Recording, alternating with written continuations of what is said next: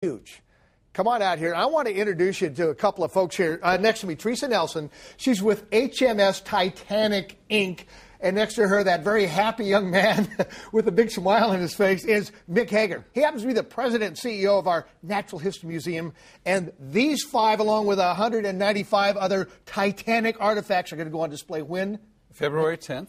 And for how long? For 7 months, excuse me. Okay. And it's going to be busy, so get your tickets now. Yeah, and it's going to be timed. It's like any other major exhibits. You got to get your tickets. It's going to be for a specific time, and you got to get online and do it. And we'll give you that information in just a second, right? Right. Okay, now, Teresa, 100th anniversary. Show us what we got here. This is amazing stuff. This is a really exciting time in the history of Titanic because 2012 is actually the centennial anniversary of the sinking of Titanic. So these objects are nearly 100 years old, and even more, they've been at the bottom of the ocean, 2.5 miles deep. That's an American $10 bill. It is, and it's in incredible condition considering that it would have been submersed in water for that long. And people always ask us, how are we able to have paper products in our collection? Because that's something that would obviously disintegrate.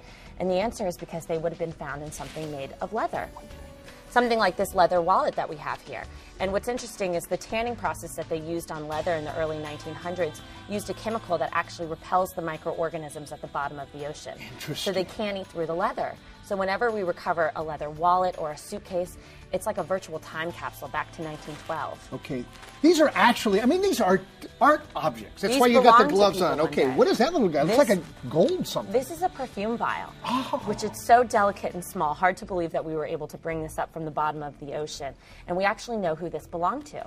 This belonged to a second-class passenger who was actually a perfume salesman who was traveling from Europe to New York to sell his samples. Phenomenal. And that looks like a button? It is. It's an officer uniform button, stamped with the White Star Line logo.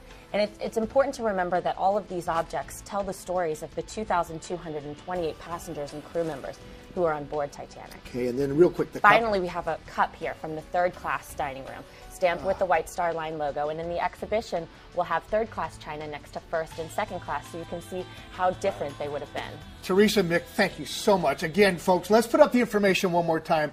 This is a not-to-be-missed exhibit. You got to get your tickets soon. It's going to be over at our Natural History Museum starting the 10th. Phenomenal. Thank you. Thank you for having me. So much. Welcome. Thank you. Guys, back to you. I know we're all three going to be in line. I'm sorry, Jody. All four of us going to be in line quick for those tickets. Phenomenal stuff. How do you follow that? That was